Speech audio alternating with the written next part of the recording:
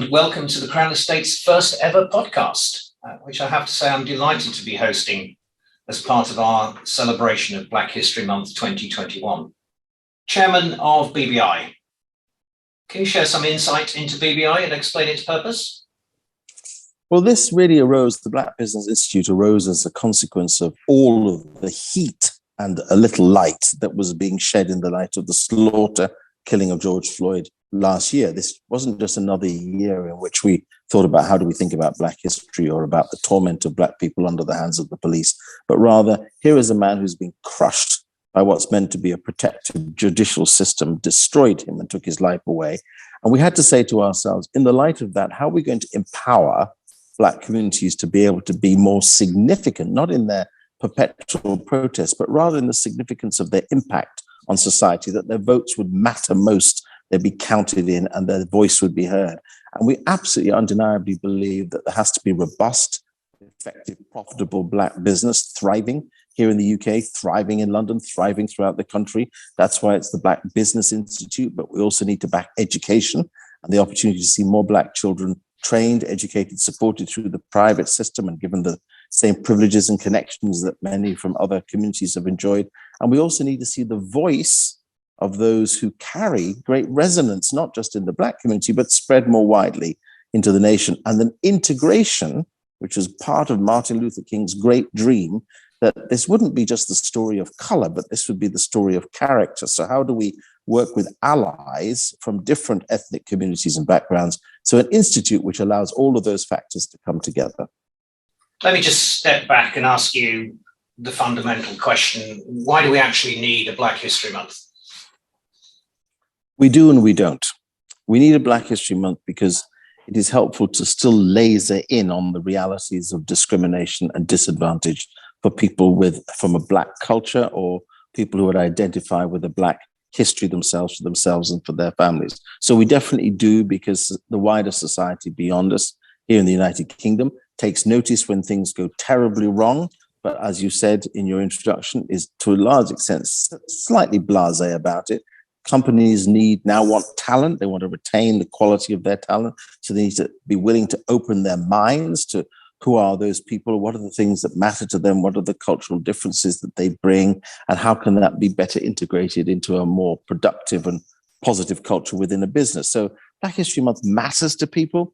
Why does it not matter? So I said yes and no. I think because I'm very, very focused on how we face forward. I agree with understanding backgrounds, cultures, histories. I've noticed an awful lot in the last couple of weeks of talking about Black history didn't begin with slavery, which is true because Africa's history didn't begin with slavery. The history of the Caribbean wasn't just about slavery. Black people's history isn't just about oppression. It's also about innovation, creativity, quality, talent, service, productivity, or a whole series of wonderful realities which are paralleled in the rest of society. And I'd rather we had Black futures rather than Black history. Black futures, you can't really be focused on the future unless you understand the past, but I want Black futures to matter most. And I'd rather have Black futures all year than just Black history for 1 month. Thank you, Michael. How important do you think allies are to dealing with inequity, inequality, discrimination, both in society and in the workplace? Oh, allies are fundamental. I mean, you in the Crown Estate are being effective and very important allies to us in the Black Business Institute. You've been not just kind in your conversations, but also practical in how we take some positive steps forward to support business. But allies are people who say, I get you, I'm with you. I see where you've been taking up a struggle and fighting very often on your own or as a community on your own, and we're going to come on the cause with you to see justice done. I so often remind younger generations that, those of us who did get to watch Martin Luther King deliver his famous I Have a Dream speech on the steps of the Lincoln Memorial in Washington, D.C., that when he delivered that speech, if you look out on the audience that were around him and in front of him, they were not all Black. In fact, a third were from America's white communities. And they were people saying, this journey of justice is our journey too. this journey for equity is our journey too. It's all about how we stand up for one another in the hothead places in which we've got to argue with people. Listen, come on, if you build a common purposeful society together where everybody is a stakeholder and therefore a shareholder in the future of that society, you can spend so much less on the criminal systems that are going to lock people up and put them away. You'd far better have a system and a society where everybody's working together towards common goals. So we need allies in business, we need them in politics, we need them in our communities, we need them in our friendships, we need them on our causes. This is not a fight. This is not a contention that Black communities can take themselves. We will not be heard on our own. We'll only be heard in concert with others. And it's allyship that is fundamental to that. So the theme for this year's Black History Month is hashtag proud to be. And for me, that means being proud to be an active ally who is willing to reach out to offer that kind of support and help that you were speaking of, Michael, and to call out racism when I see it. And specifically, I think being positively anti-racist and not simply passive about it. But I'd be very interested to hear what proud to be means for you as a hugely proud and successful Black businessman and senior member of our society. Well, thank you for that question, because I think it's a very important slogan, proud to be. For me, proud to be means I'm proud to stand up for those who don't feel that their lives matter as much as they should. I'm proud to stand alongside those who feel the pressure of systems that oppress them and don't give them due equity and dignity.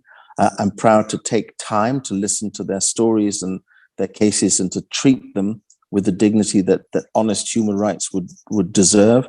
I'm proud that we're getting pressure from migrants who are saying to us, you know, the reason we're coming across the waters to your country is because our own are poor and broken and we need help. We've got to give attention to those voices, not just be dismissive of them because they don't suit our immigration strategy. I'm proud, in other words, to stand up for, stand alongside, speak up for, and be with those who are on the edges of society's centerfold.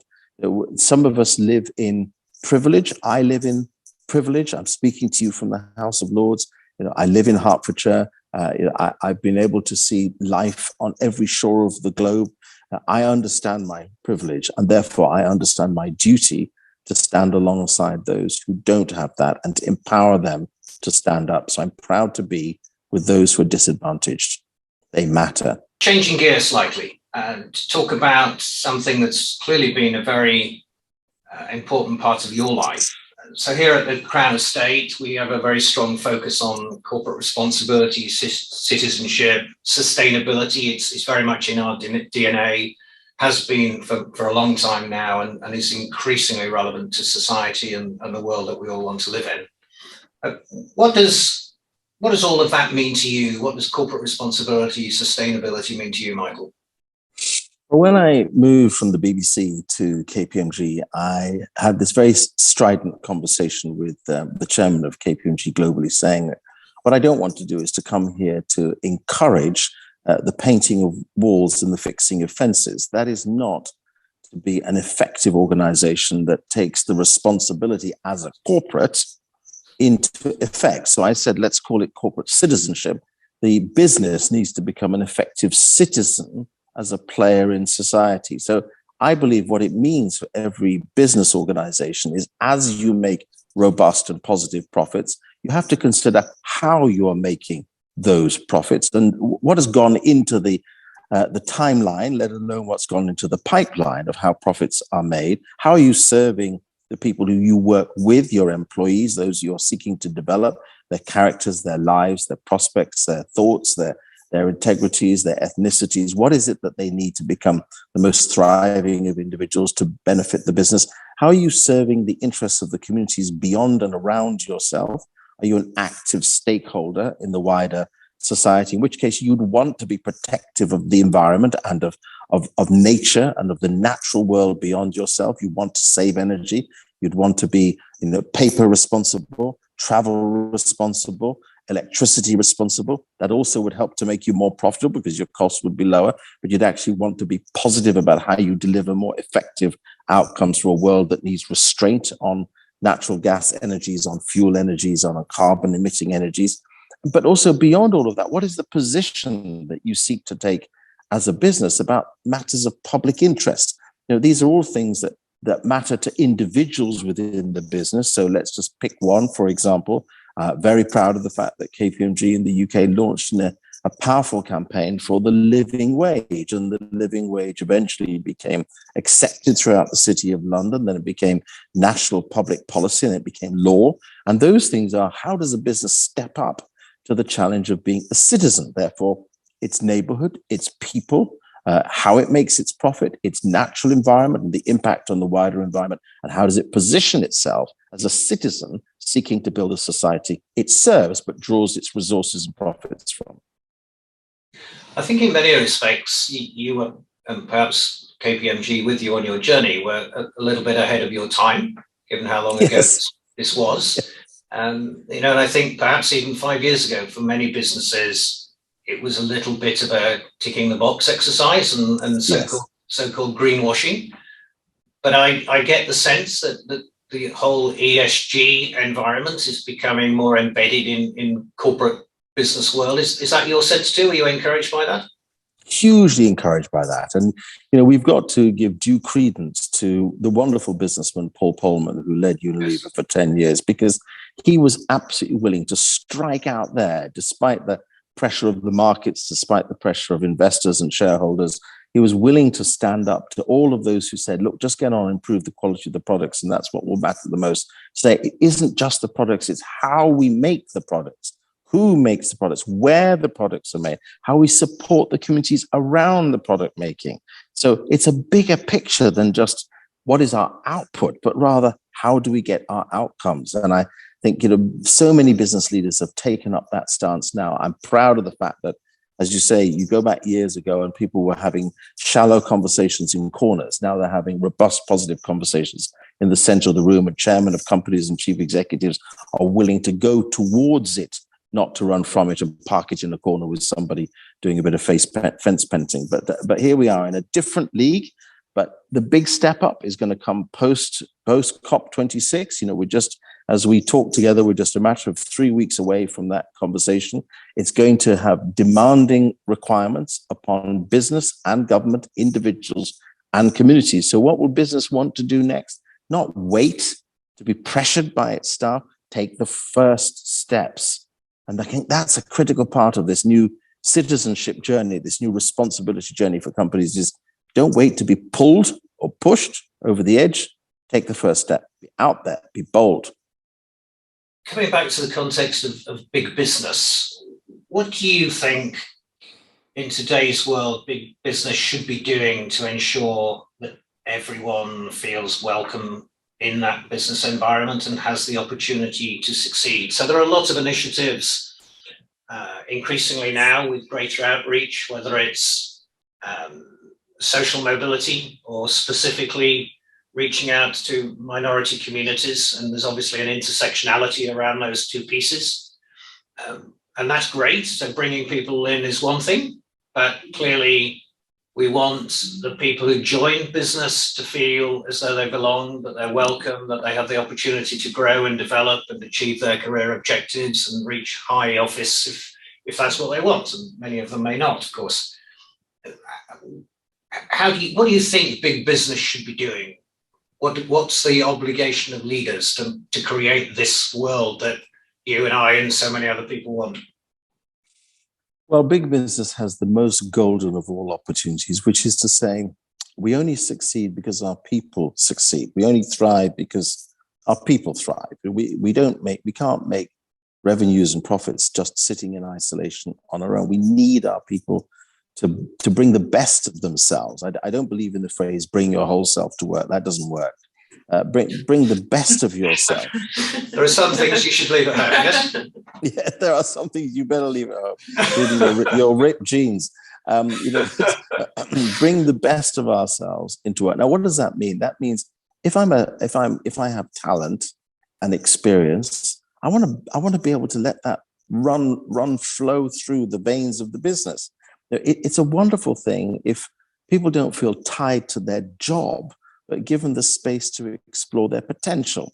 And one of the things that requires is for big businesses to be willing to put aside the systems and structures that HR have built up, the algorithm systems, which box people into the roles that they're meant to fulfill, that look at them according to, sometimes, we're candid about it, their names, whether their names reveal cultures. Now, many businesses, thank goodness, are moving towards taking what could be seen as names of different cultures out of the mix and be willing to look at people according to the content of their CVs, not initially their names or the color of their skin. Good step. But what that says is really that the systems that HR selection have built up over decades are for good reason there because of the weight of numbers, but for bad reason because they don't allow the best of people to step forward with all their talent, experience, quality, and what they wish to bring. Now, that requires open flow conversations with people, real conversations with real people, not just system boxes that are done through technical HR structures on a computer. How do you allow people to manifest their thoughts and feelings in a way that advances the business? I think that's a hugely fundamental dimension to it. But secondly, it's often said, I semi-believe in this because it's partly true, which is it's hard to become what you don't see. Yes. I mean, some people do become what they don't see, so it's not universally true, but it is hard to become what you don't see. So it's very hard for Black young people, young women, young men to step into a business and they don't see anybody at the top on the executive board, on the non-executive board, anybody in the top management who is like them, of their culture and background. Well, there is a way to fix this. And the way to fix this is to have shadow people who are given responsibility to sit alongside senior executives on the board, on the non-executive board, on the PLC board, on the company board, to sit alongside them, to manifest the fact that you're taking seriously the possibility that Black men and women can add into the rich conversations. If we're candid about it, Nicholas, you and I are both of an age, certainly I am, looking back, go back 25 to 30 years ago, boards were male, yes, and white. Now yes, they're white and mixed, male and female, yes, but still dominantly male. Well, how about mixing them a little bit more and adding in male and female and Black and Asian? And you can go on and on. But I think it is really important to be willing to make that step. Do you wait for the pipeline to deliver you the high quality finance director who's Black and push out the one who's there? No, but you put alongside them a shadow person whose opportunity it is to serve the best interests of the business and to be seen as representative of developing the business for everyone's potential, for everyone's success, for everyone's best employment, and for the profitability of the business as a whole. So let's not take forever to do these things that can be done at the click of a finger. People say to me, where's the parallel for doing that? I say, look at politics. If you want to see how we do things in politics, people are placed into macro multi-billion responsibilities as ministers and secretaries of state, and there are shadows to that who come from many different cultures. Because in politics, you don't wait for people to go through a pipeline. You make decisions based on quality. Businesses need to do the same. Shake it up. Setting serious, not targets, quotas, and actually implement the quotas with robust decision-making and determination. Well, you've taken us into some very controversial ground, Michael, and I'm conscious that we might not have enough time to do it justice, but certainly with the shadow piece, some very interesting food for thought there. Thank you for that. I guess I can't pass on the quotas targets point without just exploring it a little bit further. So there are some who say targets are what you need, because if you make people accountable for delivering targets, then that is effective. And a downside for quotas is that they then can become somewhat of a tick box, and you then run the risk of people being appointed because they tick the box rather than because they're necessarily suited or the best person for the role at that moment in time. So you obviously have thought about this long and hard and have a conclusion. So I'm going to give you an open forum, which I won't have time to challenge, to justify your statement that it has to be quotas, please? Largely because the evidence is we've had target setting in the United Kingdom for decades and we've missed them all. And if you're a woman waiting to find yourself on the top levels of the corporate structures, the target setting system has made some progress towards close on 30%. But has it exceeded that and gone towards what is a better, dare I say, European standard, which is much closer to 40 to 45%, when it ought to be realistically 50%? In the case of the Nordic countries and some of the other Central European countries, they move towards a quota-based legal system. The quota system is not about enforcing people onto a list or enforcing them into a role. It's about bringing forward those who could be in that role. You don't have to appoint someone because of a quota, but what it does allow is a business to be forced to see who is available. At the moment, if we're completely candid about it, we know how most of the promotions and developments within companies work. Friends, connections, who knows, nods, agreements, pub conversations, dinners, social circuits. We know that's how it works. If you have a quota system, and to be candid, when I was a commissioner at the Commission for Racial Equality in the 1980s into the 1990s, we set, for example, a quota on the British Army. We said that the British Army at officer level had to make up to, it was 4.5% by 2007 of officers coming from a Black background. We went on a visit in 2006, and you know what we found? 4.7%. And they had found high quality Black servicemen who could be officers. But before setting the quota, they didn't take a look. What the quota does is makes you take a look. And when you're an organization that has people at every level, you go and find them because you're legally obliged to find them. When you find them, you're amazed that you miss them. The problem with targets is you keep missing them. Everybody misses them.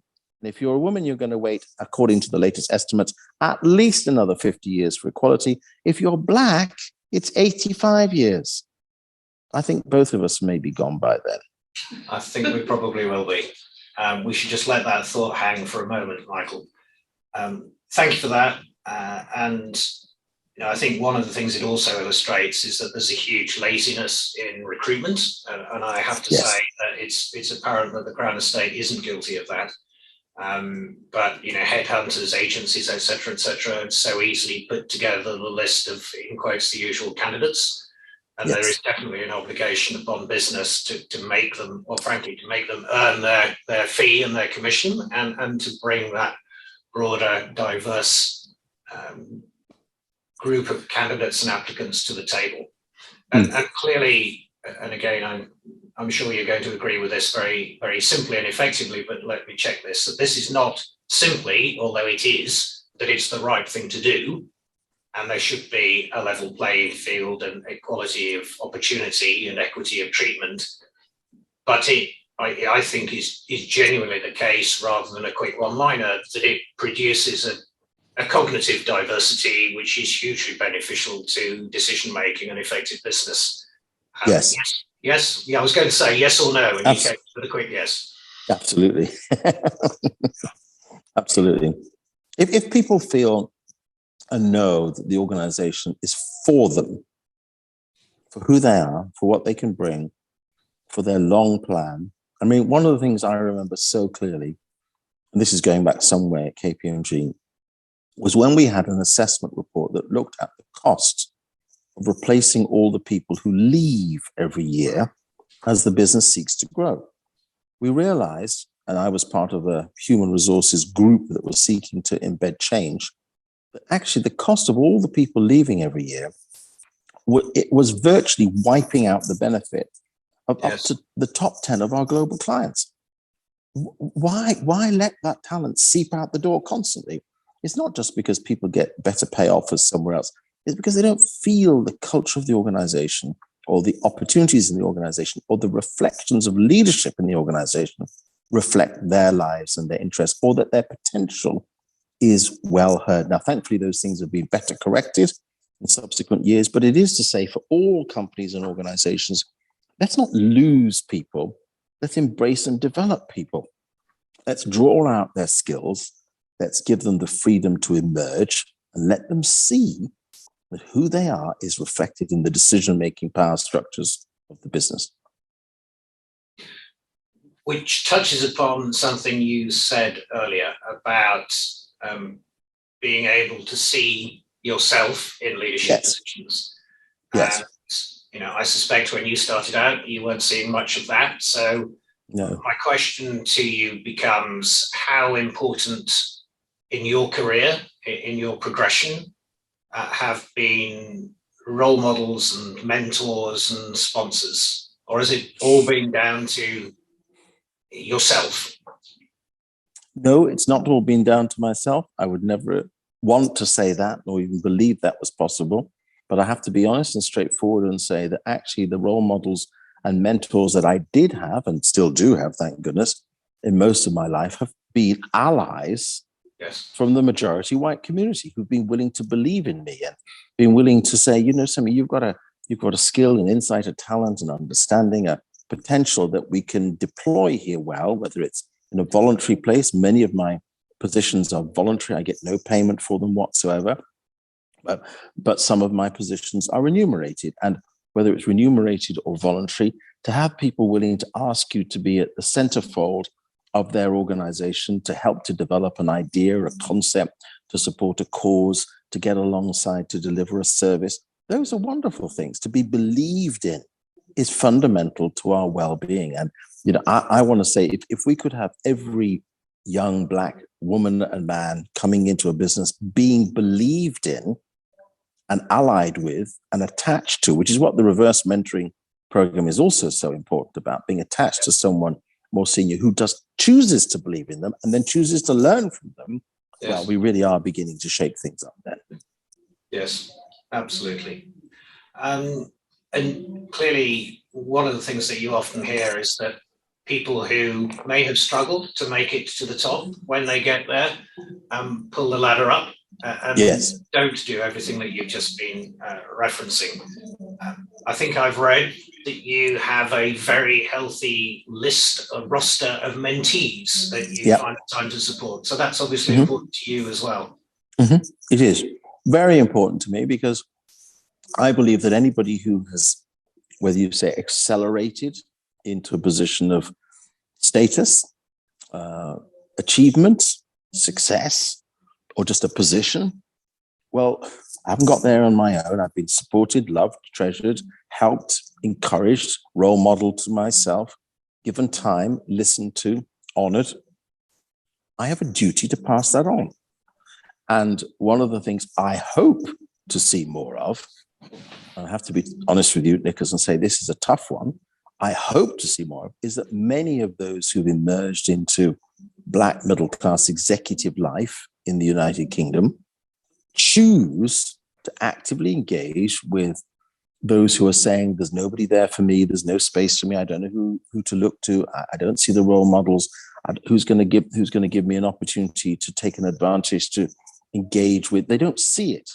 And I was disappointed last year, very strongly disappointed, when with the awful weight of the the killing and the slaughter of George Floyd, that great bulk of America's well-remunerated, rich, upper middle class Black community was silent.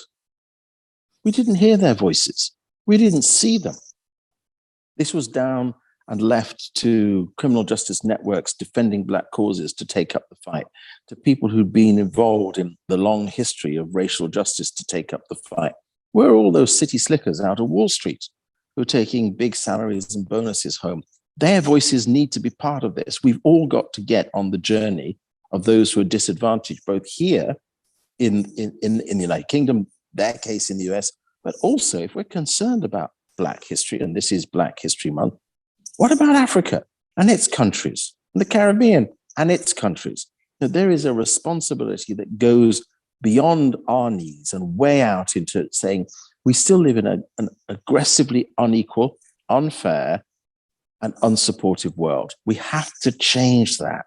And the same energy we're putting into sustainability and climate capping so that we don't destroy ourselves by irresponsibility with the climate, and the natural environment, let's not destroy ourselves with carelessness and irresponsibility towards the disadvantaged. Michael, I had another question lined up, but that was such a compelling summary of what is necessary and the view that I'm not going to ask another question. You're very kind. I could carry on this conversation for hours, but I've only been given 1 hour. So I am going to close it there. You are an immensely impressive individual. I commend you for all that you've achieved and all that you continue to do. You're a magnificent representation of the Black community, and you're exactly the reason why we should be celebrating Black History Month, and more specifically, as you put it, Black futures. Thank you so much for your time. It's been an absolute pleasure. I wish you well. Thank you so much, Nicholas, and thank you to all of you at the Crown Estate for your kindness. Thank you.